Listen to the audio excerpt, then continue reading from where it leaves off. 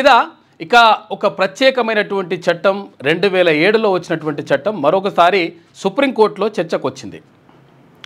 ఏంది అది అంటే, ఎవరైతే వృద్ధులు ఉంటారో, పెద్ద మనుషులు ఉంటారో, పెద్ద మనుషులను చూసుకోనటువంటి పిల్లలు ఎవరైతే ఉంటారో, అంటే వృద్ధులని కనీసం పట్టించుకోనటువంటి ఎవరైతే కొడుకులు బిడ్డలు ఎవరైతే ఉంటారో వాళ్లకు ఆస్తి ఇవ్వాల్సినటువంటి అవసరం లేదు అని చెప్పేసి సుప్రీంకోర్టు క్లియర్గా చెప్పింది.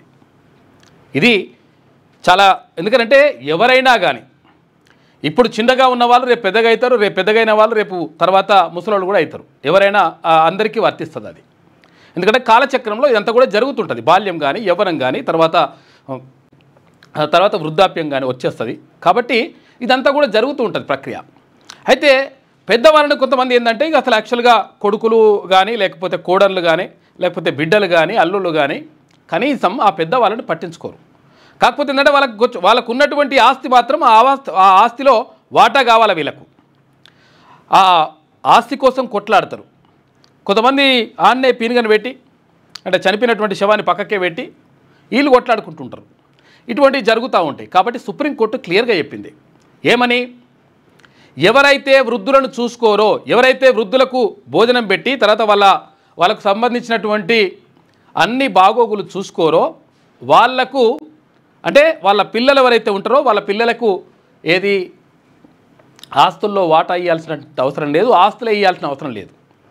మరి ఎట్లా, ఒకవేళ కొంతమంది ఆల్రెడీ రాసిస్తారు కదా, ఆల్రెడీ కొంతమంది కొడుకుల పేరు మీద బిడ్డల పేరు మీద చేస్తారు కదా, మరి చేస్తే ఎట్లా, వాళ్ళ పరిస్థితి ఏంటి అంటే, చేస్తే కొడుకులు బిడ్డల పేరు మీద చేసినటువంటి ఆస్తులను కూడా మళ్ళీ తీసుకొని గుంజుకొని దగ్గర పెట్టుకునేటువంటి అవకాశం ఇచ్చింది సుప్రీంకోర్టు. ఎందుకనంటే పెద్ద మనుషులని తర్వాత ఈ వృద్ధులని కాపాడుకోవాల్సినటువంటి బాధ్యత పిల్లలపైన, అంటే వాళ్ళకు పుట్టినటువంటి వాళ్ళపైన ఆధారపడి ఉంటుంది. మరి వారసులుగా మేము ఆస్తులు అనుభవిస్తాం కానీ వీళ్ళని పట్టించుకోము, ఇక మాకు వేరే మా పని మాకే ఉంది అనుకుంటే మీ పని కూడా అవుతుంది 100%. మీకు ఆల్రెడీ ఆస్తులు రాసిచ్చినా కానీ గుర్తుపెట్టుకుని పెద్దలకందరూ కూడా చాలా జాగ్రత్తగా వినండి. ఇది ఒకవేళ ఆస్తులు మీరు ట్రాన్స్ఫర్ చేసినా కానీ, మీ భూమి కానీ లేకపోతే మీ ఇల్లు కానీ ఇంకేమైనా ఉంటే మీ పిల్లల పేరు మీద, మీ కొడుకుల పేరు మీద కానీ బిడ్డల పేరు మీద కానీ ఒకవేళ రాసి ఇచ్చినట్టయితే, ఇచ్చిన తర్వాత కూడా మిమ్మల్ని పట్టించుకుంటలేరు, ఇక మాకు అనాథలు అయిపోయినాం, మా ఆస్తులు ఏమి అటువాయే, మా పరిస్థితి ఇట్లా అయిపోయాయని చెప్పేసి అనుకోకండి. సుప్రీంకోర్టు క్లియర్గా చెప్పింది. మళ్ళీ ఆస్తులని మళ్ళీ మీరు తీసుకునేటువంటి అవకాశం ఇచ్చింది. ట్రిబ్యునల్ ద్వారా వెళ్ళొచ్చు. తర్వాత ఇప్పటికే ఆర్డీఓ కోర్టు ఉంటుంది. ఆర్డీఓ కోర్టు అంటే కోర్టులాగా ఏమి ఉండదు. జస్ట్ ఆర్డీఓ గారికి ఒక లెటర్ పెట్టి, అయ్యా మా కొడుకు కానీ మా కూతురు కానీ బిడ్డ కానీ కనీసం మాకు పట్టించుకోవట్లేదు, మాకు భోజనం పెట్టట్లేదు, మా బాగోగులు చూసుకోవట్లేదు, మా ఆరోగ్య పరిస్థితి గురించి కనీసం పట్టించుకోవట్లేదు, కాబట్టి నేను నా ఆస్తి అయితే ఉందో నా ఆస్తిలో వాళ్ళు వాటా పొందినరు, కాబట్టి ఆ ఆస్తిని వెనక్కి ఇచ్చేయాలని చెప్పేసి ఒక లెటర్ పెడితే చాలు, ధన్మని తీసుకొచ్చి మళ్ళా ఆ పెద్దవాళ్ళ పేరు మీద చేస్తారు. అప్పుడు సచ్చినట్టుగా తప్పని పరిస్థితుల్లో ఈ పిల్లలు ఎవరైతే కొడుకులు బిడ్డలు ఉంటారో ఆ కొడుకులు బిడ్డలు మంచిగా చూసుకుంటారు పెద్దోళ్ళని. కాబట్టి ఒక మంచి తీర్పునిచ్చింది సుప్రీంకోర్టు. ఎందుకంటే గతంలో 2007లో కూడా దీనికి సంబంధించినటువంటి చట్ట సవరణ జరిగినప్పుడు ఈ పెద్దవాళ్ళకు సంబంధించి నిజంగా మంచి చేయాలనేటువంటి ఉద్దేశంతో అప్పుడే ఇచ్చింది. తర్వాత మరోసారి స్పష్టం చేసింది నిన్న ముంబైకి సంబంధించినటువంటి ఒక కేసులో. ఎందుకంటే పెద్దవాళ్ళని పట్టించుకోవడం అనేటువంటిది బాధ్యత. పెద్దవాళ్ళని పట్టించుకోవడం అనేటువంటిది అదొక కర్తవ్యం. పెద్దవాళ్ళని పట్టించుకోవడం అనేటువంటిది అసలు యాక్చువల్గా నైతిక విలువలలో ఒక భాగం అది. కాబట్టి చాలామంది పిల్లల్ని ఏం చేస్తుంటారంటే అసలు యాక్చువల్గా చెప్తుంటారనమాట, మా పిల్లగాన్ని కాన్వెంట్ స్కూల్కి పంపిస్తున్నామండి, చాలా చక్కగా మేము ఫీజులు కట్టేస్తున్నాం, 4 లక్షల ఫీజు 5 లక్షల ఫీజు కట్టేస్తుంటామండి, లేకపోతే ఇంటర్నేషనల్ స్కూల్లో చేశామండి, మా పిల్లగాడు చాలా అద్భుతంగా సూపర్ డూపర్ అని చెప్పేసి చెప్తుంటారు. లేకపోతే మా పిల్లగాన్ని తీసుకుపోయి అక్కడ రెసిడెన్షియల్ స్కూల్లో వేశామండి, వాడుకు సంవత్సరానికి ఒకసారి కూడా మా దగ్గరికి రాడు, ఇటువంటివి చెప్తుంటారు అనమాట. కాబట్టి ఇటువంటివి కాదు చేయాల్సింది. గారాబంగా పెంచడంతో పాటు, గారాబంగా పెంచొద్దని అంటలేం, పెంచితే పెంచండి, కానీ గారాబంగా పెంచడం కంటే గౌరవంగా పెంచడం, వాళ్ళకు నైతిక విలువలు నేర్పించడం అనేటువంటిది తల్లిదండ్రుల యొక్క బాధ్యత. చిన్నగున్నప్పుడు వానికి మంచిగా నేర్పిస్తే, అరే పెద్దవాళ్ళని రక్షించాలి, పెద్దవాళ్ళని కాపాడుకోవాలి, తర్వాత మన కుటుంబ సభ్యులు అంటే ఇట్లుంటారు, అసలు యాక్చువల్గా అంటే కుటుంబ బాంధవ్యాలు ఎట్లా ఉంటాయి, తర్వాత చుట్టాలు పక్కాలంటే ఎట్లా ఉంటారు, తర్వాత ఎదుటి వాళ్ళతో ఎట్లా ప్రవర్తించాలి, మనము సమాజంతో ఎట్లా మెదులుకోవాలి, ఇవన్నీ విషయాలు కూడా తల్లిదండ్రులు పిల్లలకు నేర్పించాల్సినటువంటి అవసరం ఉన్నది. అది లేకపోతే ఏముంటుంది, వాడు ఫోన్ పట్టుకుంటాడు, ఫోన్లో వచ్చిందే అదే ఫైనల్ అనుకుంటాడు. ఇక అలా రకరకాలుగా వస్తుంటాయి, మంచి వస్తాయి, చెడ్డ వస్తాయి.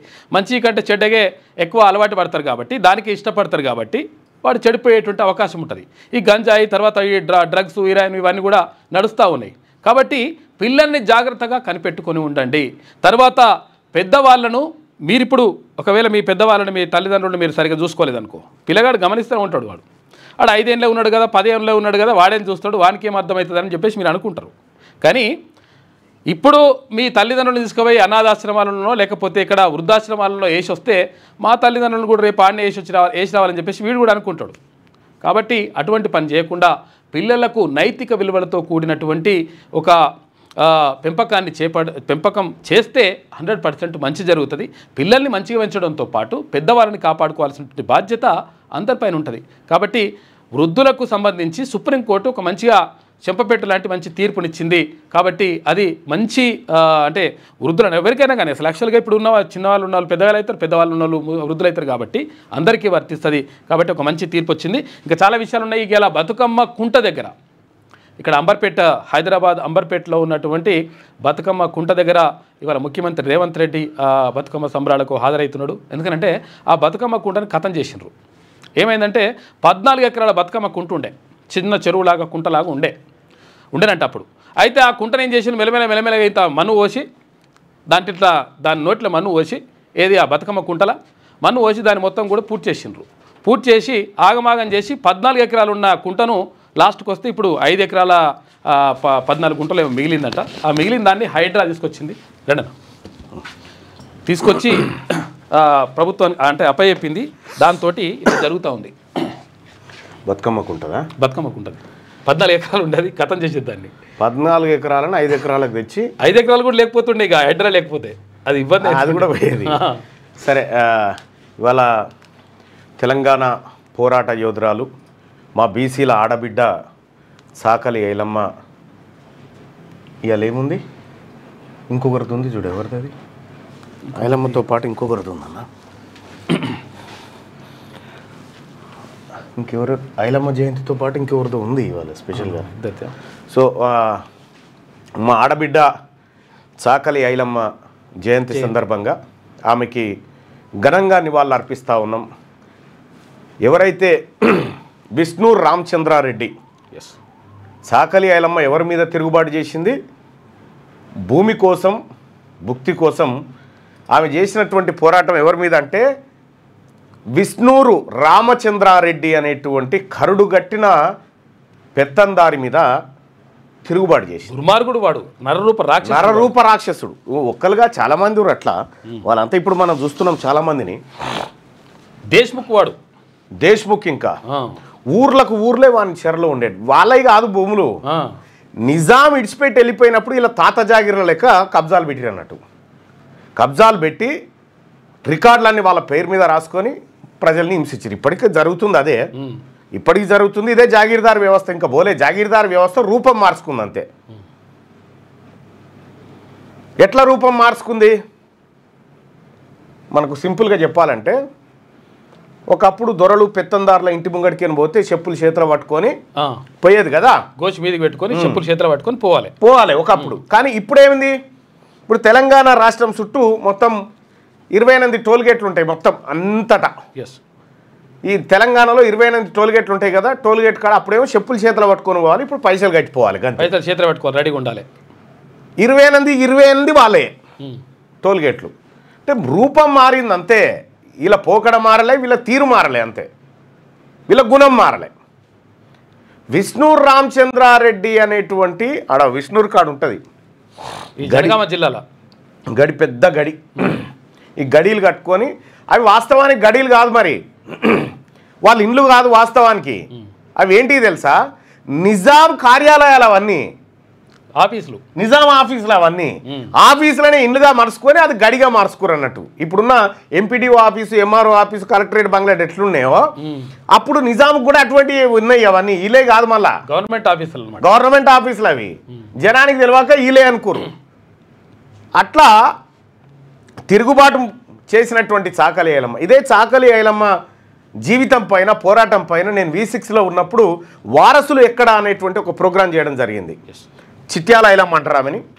ఇంటి పేరు చిట్యాల. వాళ్ళ వాళ్ళ ఆమె పుట్టిన ఊరుకు పోయి కూడా కార్యక్రమం చేసినాం. బహుశా అది ఉందేమో చూద్దాం.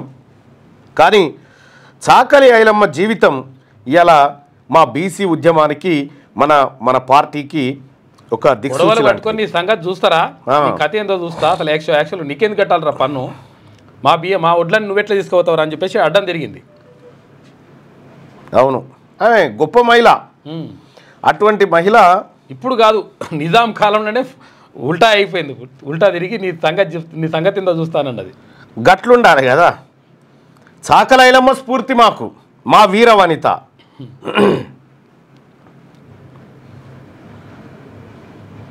ఇక చూడు, అది ఓపెన్ చేయి. నేను అంటే అప్పుడు నేను కొద్దిగా సన్నగున్నా.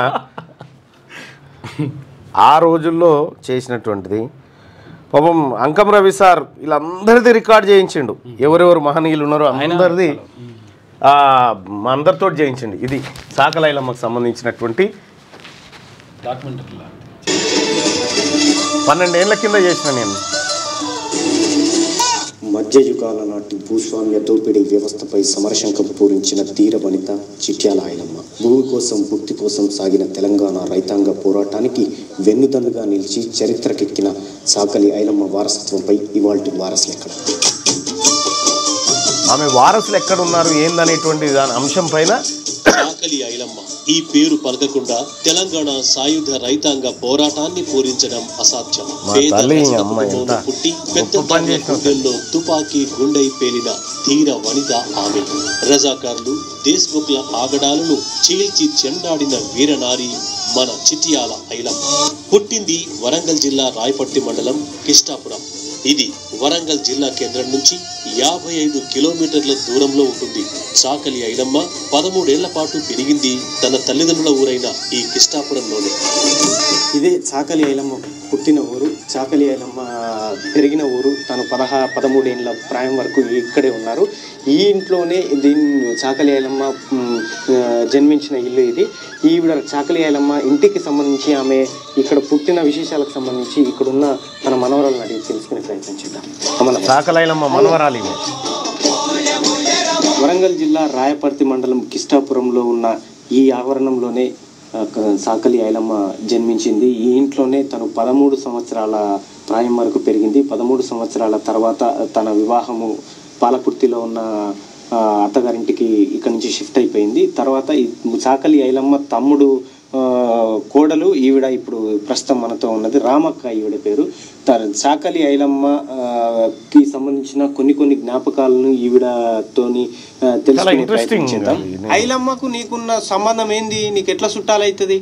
మా అత్త మా అక్క అన్నట్టు. ఎవరు? ఐలవ్వ.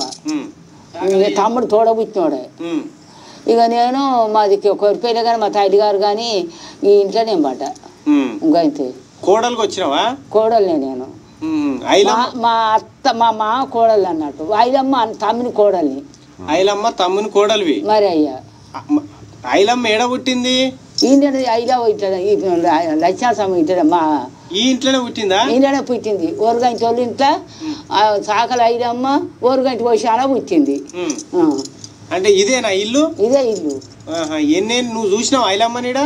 ఏమంతా నాకు నిలువ అనిపించిందా తను అన్న నీ దండం పెడతా, నాకు గానం తెలియదే. వెళ్ళే కోడలి. వెళ్ళే కోడలి నువ్వు. నీ పేరు రామక్క. చాకలి ఐలమ్మ పుట్టిన ఇల్లు ఇది. ఇదే చాకలి ఐలమ్మ పుట్టిన ఇల్లు. 1895 సంవత్సరంలో పుట్టిన ఐలమ్మ తన బుడిబుడి అడుగులు వేసింది ఈ ఇంటి వాకిట్లోనే. ఊహ తెలిసినప్పటి నుంచి తన 13వ ఏట వరకు ఆమె ఇక్కడే పెరిగింది. ఇదంతా జరిగి 100 ఏళ్లు గడుస్తున్న ఆమె జ్ఞాపకాలు ఇంకా ఆ ఇంటి వాళ్ళ మదిలో కదులుతూనే ఉన్నాయి. ఐలమ్మకి ఎంతమంది కొడుకులు? 5 కొడుకులు. 5 కొడుకు, 4 పోయిన ఒక్కడున్నారు. రామచంద్ర ఉన్నాడు గంతే. రామచంద్ర ఇక్కడ ఉంటాడో కానీ పాలకుర్తి కల్లేడు. తర్వాత హైదరాబాద్ లో ఉండే విష్ణుడు ధర కొండలరావు దగ్గరికి వెళ్లి పాలకుర్తిలో పాడుబడి ఉన్న కొంత భూమిని సాగు చేసుకుంటానని అంగీకరింప చేసి వచ్చింది. సాయపడే స్థాయికి వచ్చింది. కనిపించిన ఇంట్లోనే చాకలి ఐలమ్మ నడిపినప్పుడు పెత్తందారులకు వ్యతిరేకంగా ఉద్యమాన్ని విస్తరించింది. లింగమ్మ అనే మహిళ ఇప్పుడు పాలకుర్తిలో నల్లగొండ కమ్యూనిస్ట్ మీటింగ్ ఆమె ఐలమ్మని తీసుకొని అది B Narasimha Reddy temple sir meeting లకు పోయేది. అంత పెద్దగా పెట్టిర్రు 6 రోజుల దాకా.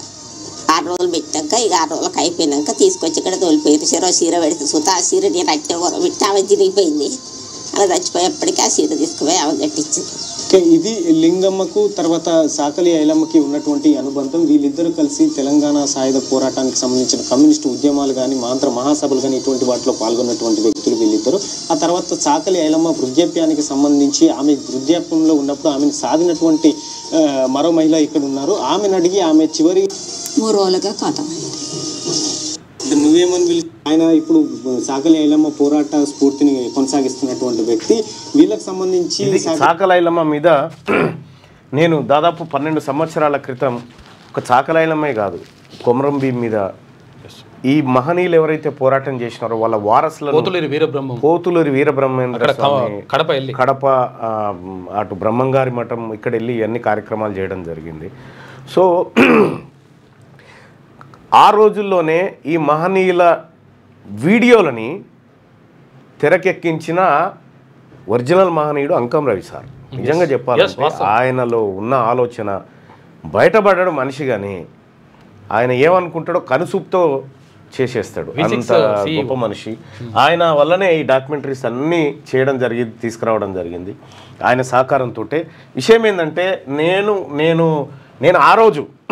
ఆ రోజు నేను రిపోర్టర్గా ఉన్నప్పుడు కెమెరామెన్ ఇప్పుడు నా దగ్గర ఉన్న కెమెరామెన్ వాళ్ళ అన్న ఒకసారి రా భరత్ వాళ్ళ అన్న, ఈ భరత్ వాళ్ళ అన్ననే రవి అని నాకు మంచి ఫ్రెండ్. సేమ్ ఇట్లే ఉంటాడు రవి కూడా. ఇప్పుడు కూడా V6లోనే ఉన్నాడు. అప్పుడు వాళ్ళ అన్న నాతోటే ఉండే, ఇప్పుడు వాళ్ళ తమ్ముడు కూడా నాతోటే ఉన్నాడు. దాదాపు మాదొక 15-20 ఏళ్ళ బంధం ఇది. నెలలు తిరుగుతున్నాడు బయటకు పోతే. అప్పుడు పెళ్లి కాలే కదా, ఆయనకు కాలే నాకు కాలే. కార్ వేసుకొని కెమెరా వేసుకొని వెళ్ళిపోయినామంటే ఇక పోతే అటే ఇక అట్లా పోయి తిరిగి వచ్చేది అన్నట్టు. తిరిగి ఆఖరికి ఎవరు పోతనా మాత్యులకు సంబంధించి, ఆ తర్వాత ఎర్రప్రగడ వీళ్ళందరికీ చేసుకొచ్చినాం అనుకోరా. అది రకరకాల బొమ్మెర పోతన, ఎర్రప్రగడ, తిక్కన, ఈయన పేరేంది తెనాలి రామలింగయ్య, వీళ్ళందరి మీద డాక్యుమెంటరీలు చేయించిండు అంకం రవి గారు. ఆయన గ్రేట్ పర్సనాలిటీ. నేను చెప్తా ఉన్నా, ఆయన వల్ల చాలా చరిత్ర తెలుసుకోగలిగిన, చాలా జర్నలిజంలో ఒక స్టోరీని ఎస్టాబ్లిష్ ఎట్లా చేయాలనేది ఆయన దగ్గర నేర్చుకోగలిగిన. ఆయన ఇప్పటికీ ఆయనే ఉన్నాడు. సో ఆయన వల్ల ఇటువంటి వాళ్ళ చరిత్ర అంతా బయటకు వచ్చింది. చాలామందిది బెల్లి లలిత మీద రాయించిండు. ఎన్ని ఆయన చెయ్యని ప్రయత్నాలు లేడు. ఆయన ఆ రకంగా చేసుకొచ్చినటువంటి గొప్ప CEO, మా బాస్. నేను ఇప్పుడు హ్యాపీగా ఫీల్ అవుతా ఆయన మా బాస్ అని. అయితే సాకలి ఐలమ్మ జీవితం అనేది సాధారణ జీవితం కాదు. ఒక మహిళ, చదువు రాని మహిళ కర్ర పట్టుకొని తిరుగుబాటు చేసి దొరలను పెత్తందారులను తరిమినటువంటి మహిళ ఇవాళ జయంతి. అంటే తెలంగాణ రాష్ట్రంలో ఉన్నటువంటి SC, ST, BC బిడ్డలు దాదాపు 90% మంది ప్రజల ఆడపడుచు జయంతి ఇవాళ. ఆమె ఎవరి మీద తిరుగుబాటు చేసింది? ఇప్పుడు అసెంబ్లీలో ఎవరైతే కూర్చున్నారో చాలామంది వీళ్ళే ఆ వారసులు, ఆ గడిల వారసులు వీళ్ళే చాలామంది ఉన్నారు. అలా చాలామంది ఉన్నారు. మీరు చూడండి, పెద్ద పెద్ద గడిలోళ్ళు ఉంటారు. దేశ్ముఖులు ఉన్నారు. ఇప్పుడు కూడా దేశ్ముఖుల పిల్లలే అలా కూర్చున్నది. దేశ్ముఖుల పిల్లలు కూర్చొని దేశ్ముఖుల పిల్లలకు ఉద్యోగాలు ఎట్లియాలని గ్రూప్ 1 చేశారు కదా. గ్రూప్ 1 కథ మామూలు కథ కాదు. ఓన్లీ కోటి ఉమెన్స్ కాలేజీలో రాసినటువంటి సెంటర్ నెంబర్ 18, 19లో 71 మందికి గ్రూప్ 1 ఉద్యోగాలు వచ్చినాయి. 71 మందికి ఒక్కటే సెంటర్లో ఒకటే కాలేజీ ప్రాంగణంలో 71 మందికి గ్రూప్ 1 ఉద్యోగాలు వచ్చినాయి. లక్షల మంది ఉద్యోగాలు రాస్తే ఎందుకు ఆడావిడిగా భర్తీ చేస్తూ ఉన్నారు? ఎందుకు రేపే వాళ్ళకి ఆర్డర్లు ఇస్తూ ఉన్నారు? ఏం కథ అనంటే దాని వెనకాల ఏం లేదు. ఈ అగ్రవర్ణాల వాళ్ళు ఆల్రెడీ అవి చూస్తే పరిశాన్ అవుతారు. మీరు జీవో నెంబర్ 29 తోటి ఎంత మోసం, మొత్తం మోసమే ఈ ప్రభుత్వం అంతా. ఇవాళ బీసీ ప్రభుత్వం ఉంటే ఈ పరిస్థితి ఉండేది కాదు. బీసీ ప్రభుత్వం ఉంటే మెజారిటీ ప్రజల ఆకాంక్షలను గౌరవించేది. కానీ వాళ్ళు కొద్ది మంది మనల్ని చూపెట్టి, మనకు ఉద్యోగాలు ఇస్తున్నామని చూపెట్టి, మనకు ఒక చీకేసిన బొక్క లాంటిది బాడేసి మెత్త మాంసం వాళ్ళు తీసుకొని తినేది అన్నట్టు. ఓపెన్ లో 59% వాళ్ళే కొట్టుకోరు. ఓపెన్లో జనరల్ కోటాలో 59% సీట్లు వాళ్ళకే, రెడ్లకు వెలమలకు వీళ్ళకి పోయినాయి. 59%. 18% ఉన్న ఎస్సీలకు సంబంధించి 0.9% వాళ్ళు కొట్టుకున్నారు పరిస్థితి. 17% వాళ్ళే మిగిలిపోయారు. అది ఉందా లెక్క? పెన్ తీసుకో. ఎంత దుర్మార్గంగా ఈ గ్రూప్ 1 ఉద్యోగాలు కొట్టుకపోయారంటే వాళ్ళు ఏం తెలివి తక్కువలు కాదు, దీని వెనకాల ఓ ముఠాలాగా పనిచేస్తారన్నట్టు. టీజీపీఎస్సీ చైర్మన్ వాళ్ళ మనిషిని పెడతారు, ఆ పరీక్ష పేపర్లు కథా కార్ఖానా ఏముందో వాళ్ళ పిల్లలకు ముందే లీక్ చేస్తారు, వాళ్ళ పిల్లలు ఎగ్జామ్ రాస్తారు, ఎగ్జామ్ రాసిన తర్వాత మళ్ళా దిద్దే కాడ కూడా వాళ్ళ పిల్లలు ఎవడు దిద్దాలి ఎట్ట దిద్ది అంత మ్యానిపులేషనే. ఉద్యోగాలన్నీ కంప్లీట్గా మ్యానిపులేషన్ తోటే జరుగుతూ ఉన్నాయి. ఓపెన్లో 208 పోస్టులు ఉంటే 208 పోస్టులు ఉండే ఏంటిది ఇక్కడ ఓపెన్ కేటగిరీ అందరు పోటీ పడవచ్చు అన్నట్టు. మల్టీజోన్ 1 మల్టీజోన్ 2 సంబంధించి 208 పోస్టులు ఉంటే వీళ్ళు 7.8% ఉన్నారు ఓసీలు. 7.8% ఉన్నటువంటి ఓసీలు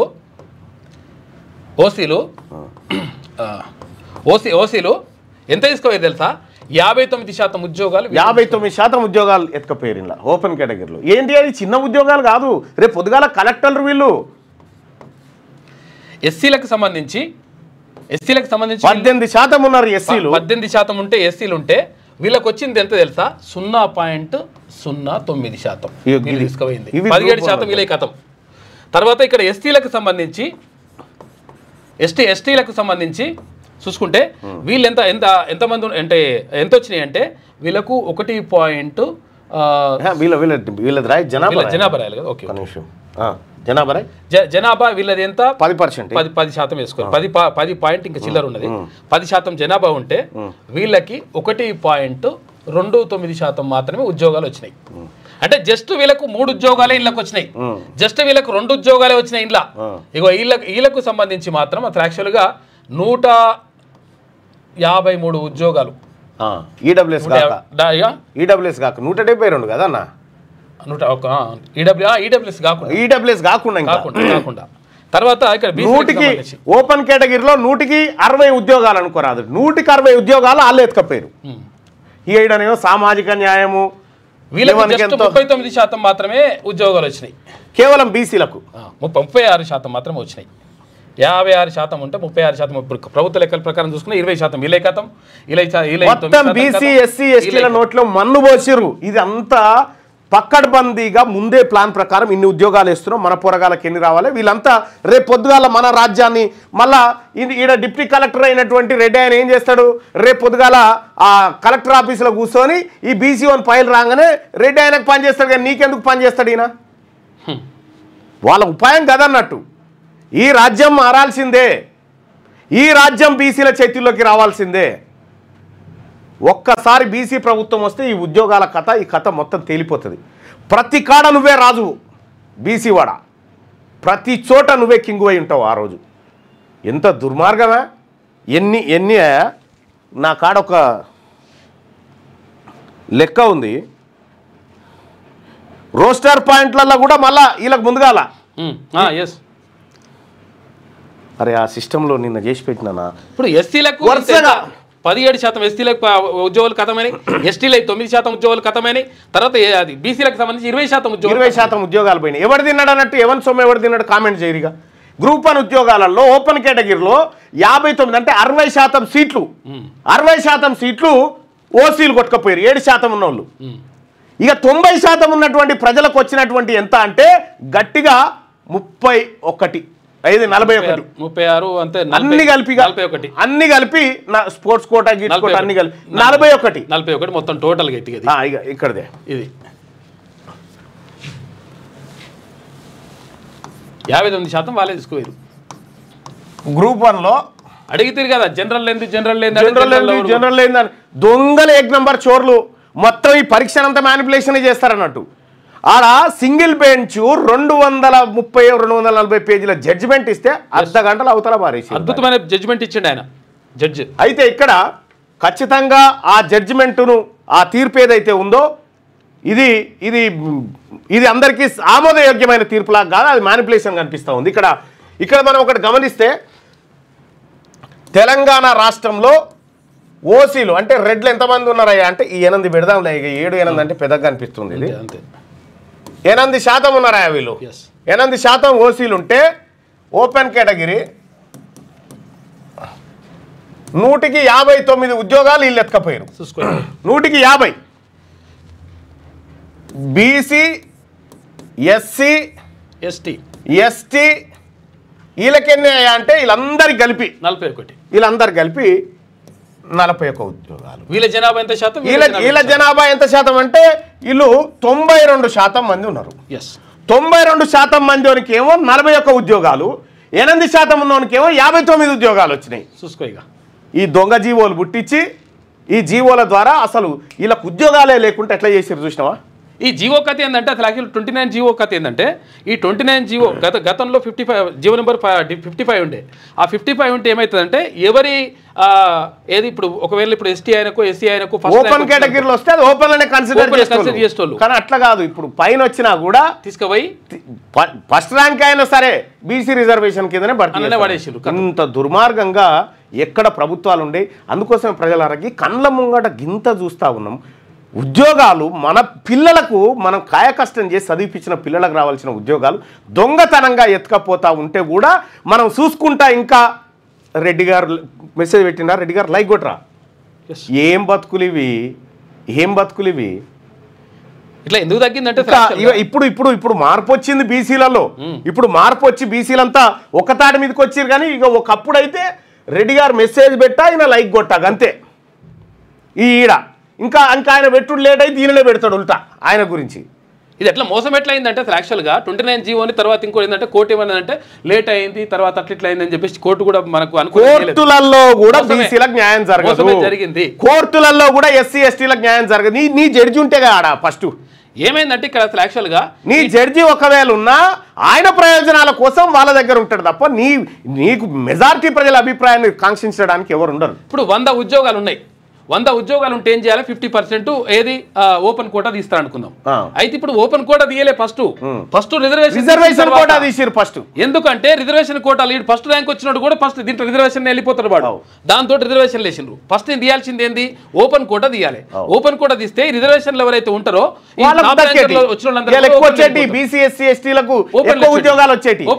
ఈ దుర్మార్గంతో ఏంటంటే ఇప్పుడు అగ్రవర్ణాలు ఎక్కువ ఉద్యోగాలు 59 100కి 59 ఉద్యోగాలు కొట్టుకపోయిరా. చూసుకో 100కి 59 ఉద్యోగాలు అన్ని కథం. ఇంత దుర్మార్గం చూసుకుంటా ఉండడానికైతే ప్రజలారా ఒక్కటే ఒక్క మార్గం.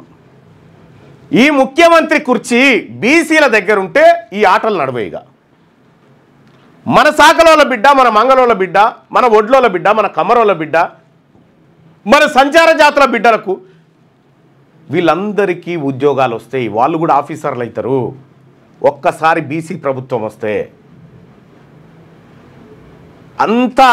అన్నిటికీ మూలం ముఖ్యమంత్రి. గుర్తుపెట్టుకోరి, ముఖ్యమంత్రి కుర్చీ బీసీల దగ్గర ఉంటే ఇవన్నీ వస్తాయి. వడ్డించేటోడు మనోడు ఉండాలి.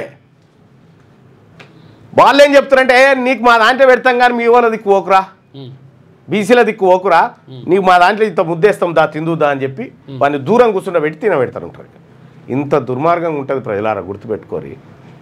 ఇటువంటి దుర్మార్గమైనటువంటి కార్యక్రమాలు మీరు భూమి మీద ఏడ చూడు. ఇవాళ బీసీలారా ఎక్కడున్నాం మనం? మన తెలివి లేదా ఇవాళ బీసీలకు?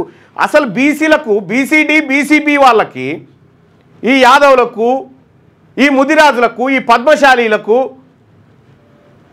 ఈ గౌడ్స్కి, ఈ మున్నూరు కాప్కి కాంపిటీషన్ ఎట్లుందో చూసిరా? మనకెంత వస్తే ఉద్యోగాలు వస్తూ ఉన్నాయి, వాళ్ళకి ఎన్ని వస్తే ఉద్యోగాలు వస్తూ ఉన్నాయి. చూడు చాలా విచిత్రంగా. ఇగో చూస్తే పరిశాన్ అవుతారు. ఎస్సీ ఎస్టీలకు రిజర్వేషన్ ఉంటుంది, బీసీలకు రిజర్వేషన్ ఉంటుంది అనుకుంటారు. కాదు, ఆడ వ్యవస్థ మొత్తం మారిపోయింది. ఎప్పుడో పేరుకు రిజర్వేషన్లు మనకు దొబ్బకపోయేది వాళ్ళు అన్నట్టు. అట్లా ఇక చూడరు ఎన్ని ఉద్యోగాలు కొట్టుకపోయారా.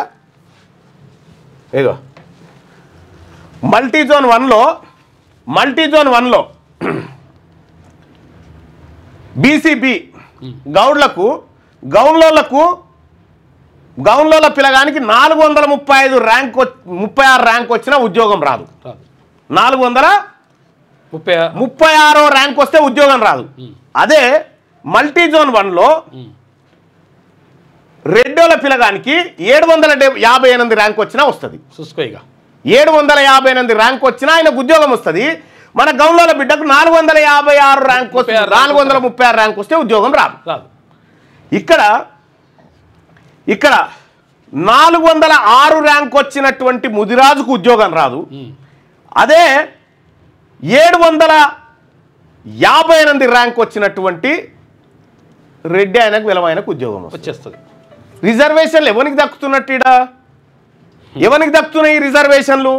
ఇంక ఇదే కాదు, ఈ ఈడబ్ల్యూఎస్కి సంబంధించి ఇంకా విచిత్రమైన చూడండి. ఈడబ్ల్యూఎస్కి సంబంధించి ఇక్కడ మల్టీజోన్ 2 చూస్తే ఇక్కడ బీసీడీ ఒక ముదిరాజు బిడ్డకు 462 మార్కులు వస్తే రాదు, 378 మార్కులు వచ్చినా రాదు, 378 ర్యాంక్ వచ్చినా ముదిరాజు బిడ్డకు ఉద్యోగం రాదు. అదే రెడ్డి ఆయనకు మాత్రం 603 ర్యాంక్ వచ్చినా వస్తుంది. వచ్చినాయి ఇవి అవే డబుల్. ఈ దొంగతనం ఎత్తుకపోయిన ఉద్యోగాలు ఇవే. ఈ తిరుగుబాటు ఒక్కటే మిగిలింది బాయ్ సాబ్. మీరు ఎన్నిసార్లు ఈసారన్నా మంచిగా, ఏసారి మంచిగా జరగదు వీళ్ళతోటి, గుర్తుపెట్టుకోరి. వీళ్ళు మన ఉద్యోగాలు ఎత్తుకపోతున్నారు, మన సొమ్ము తినుకుంటా మన ఉద్యోగాలు ఎత్తుకపోయి మళ్ళీ మనకు మంచి చేస్తున్నామని చెప్పి బిల్డప్లు డైలాగులు కొడతా ఉంటారు. కలరింగ్. ఇగో అదర్స్ 9 ఒక ఆయన ఎవరికి 3వ ర్యాంక్ వచ్చినటువంటి ఆయన నాన్ లోకల్ ఆయన 500 చివరి ర్యాంకులలో ఉన్నాడు. నాన్ లోకల్ ఆయనకు ఉద్యోగం వచ్చింది. సో దీంట్లో ఎవరెవరు ఇన్వాల్వ్ అయ్యారు, ఏం కథ, ఇదంతా తేలాలి. బయటికి కనబడకుండా అన్ని మేనేజ్ చేస్తూ ఉన్నారు. ముఖ్యమంత్రి గారు పోయి చీఫ్ జస్టిస్ గారితో కూర్చొని వచ్చిన 2 రోజులకే రిజల్ట్ వచ్చేసింది. కథం. రేపు శిల్పకళా వేదికల తీర్పు వచ్చింది. ఏది వీళ్ళకు ఆర్డర్ కాపీలు ఇస్తారట. 1 కోటి ఉమెన్స్ కాలేజీలో 71 మందికి ఉద్యోగాలు ఎట్లొస్తాయి? 46 సెంటర్లు ఉంటే 1 కోటి ఉమెన్స్ కాలేజీలోనే ఎట్లా సాధ్యమైంది ఇది? ఇగో ఈ రకంగా జరుగుతుంది.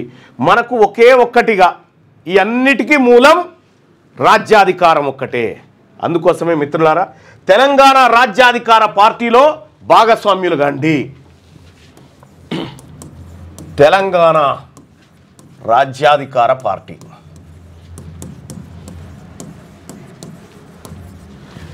చీటర్స్, వీళ్ళను మించిన చీటర్స్ ఎవరు లేరుగా. వీళ్ళను మించిన చీటర్స్ ఇంకొకటి ఉండడిగా. పెద్ద చీటర్స్ మళ్ళీ మీదికి మాత్రం పెద్ద దార్కారం లెక్క వీళ్ళేదో లోకాన్ని ఉద్ధరించడం. వీళ్ళ మొత్తం పొట్ట విప్పిసుడు అన్ని పురుగులే. మొత్తం మోసాలు, దగ, కుట్ర, నయవంచన ఇవే ఉంటాయి వాళ్ళ దగ్గర. 9866 524 314 ఈ నెంబర్కి వాట్సాప్లో మిస్డ్ కాల్ ఇవ్వండి.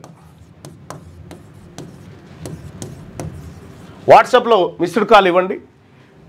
మీకు లింక్ వస్తుంది. ఆ లింకును మీరు ఫిలప్ చేసి ఎంటర్ కొట్టండి. తెలంగాణ రాజ్యాధికార పార్టీలో జాయిన్ కండి. అలాగే ఇంకా ఇప్పుడు ఏమనుకుంటాడో రెడ్డి గారు, ఏమన్నారు నాయన, నీ తాత గట్లే అనుకుండు, నీ అయ్య గట్లే అనుకుండు, ఇప్పుడు నువ్వు గట్లే అనుకుంటున్నావు, నీ కొడుకు గట్లే అనుకుంటాడు. నువ్వు మారకపోతే ఊకే బుట్టం, గుర్తుపెట్టుకో, ఒక్కటేసారి మళ్ళా జన్మ లేదు. మార్పు రావాలంటే ఏం చేసినా ఇప్పుడే మార్పు రావాల్సిందే. ఈ దుర్మార్గమైన ప్రభుత్వాలు ఉద్యోగాలు వాళ్ళే ఎత్తుకపోతారు, రైతు భరోసా పైసలు వాళ్ళే ఎత్తుకపోతారు, కాంట్రాక్ట్లు వాళ్ళే ఎత్తుకపోతారు, కాలేజీలు వాళ్ళ పాలే ఆయే, అన్నీ వాళ్ళ దగ్గరే ఉన్నాయి కదా. పాపం పొద్దుగాల ఒక రెడ్డి గారు మెసేజ్ పెట్టిండు. ఏమనంటే, ఆ మెసేజ్ ఉందో పోయిందో, ఏమని పెట్టిండంటే, తీన్మార్ మల్లన్న నువ్వు ఎమ్మెల్సీకి రాజీనామా చేసి జూబ్లీహిల్స్లో నిలబడి గెలిస్తే నేను ఈ పార్టీలో చేరుతానడు. నువ్వు లొట్టగాని ఎవరిని పడితే వాడిని చేర్చుకుంటావు రాబాయి. మా పార్టీలో చేరాలంటే పౌరుషం ఉండాలి, కుట్రలు కుతంత్రాలు ఉన్నాడు కాదు. అగ్రవర్ణ పేదలను చేసుకుంటాం, నిజంగా నిజాయితీగా ఉన్నోళ్ళని. అగ్రవర్ణ పేదలను చేసుకుంటాం, మియాసోని మోసగాలని దోపిడిదారులను కాదు నాయన.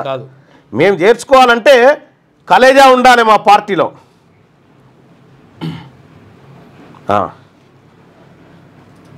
ఇక ఎమ్మెల్సీ రాజీనామా చేసి జూబ్లీహిల్స్ ఎమ్మెల్యేగా పోటీ చేసి నువ్వు గెలిస్తే నేను పార్టీలో చేరుతా అంటున్నావు. నువ్వు ఇటెంకల కూడా రాకోసు. నువ్వు ఏం పేరు ఆయన పేరు అంటే కేపీ రెడ్డి. మీకోసం పెట్టింది కాదు, మళ్ళీ ఇలా కూడా వచ్చి దుకాణం పెడదామనా, ఇలా కూడా వచ్చి దుకాణం పెడదామని. ఇక జాలను ఆయన మీకున్నాయి కదా దుకాణాలు, ఆ దుకాణాలు ఉండుర్రి. మిమ్మల్ని ఆ దుకాణాలలోనే బందీ చేయకపోతే నా పేరు తీన్మార్ మల్లన్న కాదు. ఇక ఒక ఆమె అంటది, మా అగ్రవర్ణ పార్టీల దగ్గరికే మళ్ళీ వస్తారు, అంటే ఒప్పుకున్నావు కదా పార్టీలని అగ్రవర్ణాలే. అంతే అంతే. ఎస్, మీ ఆటలు మీ దుర్మార్గాలు ఇంకా ఇంకా ఇంకా ఎన్ని తిన్మార్ మల్లన్న అరాచకం అరే అవునరా అరాచకం. మరి నా సంఖ్య ఎందుకు నాకుతున్నారు రా భయ్? మీరంతా కలిసి నా సంఖ్య ఎందుకు నాకుతా ఉన్నారు? తిన్మార్ మల్లన్న బీసీల సంఖ్య నాకెందుకు వస్తూ ఉన్నారు? మీ పనేదో మీరు చూసుకోరాదు రే. తెలంగాణ రాష్ట్ర ప్రజలారా, ఒకే ఒక్కటి లక్ష్యం, ఈ రెడ్లు ఎక్కడన్నా నిలబడ్డా, ఎక్కడన్నా వీళ్ళు పోటీ చేస్తే డిపాజిట్ కూడా రావద్దు. బీసీల ఆత్మగౌరవం, బీసీల తల్లి పాలు తాగిన బిడ్డలుగా వీళ్ళ రాజకీయ దుకాణం ఖతం చేస్తే తప్ప మన బతుకులు మారవు. ఇదే ఫైనల్గా జరిగే కార్యక్రమం, జరగాల్సింది ఇదే. థ్యాంక్ యూ అన్న.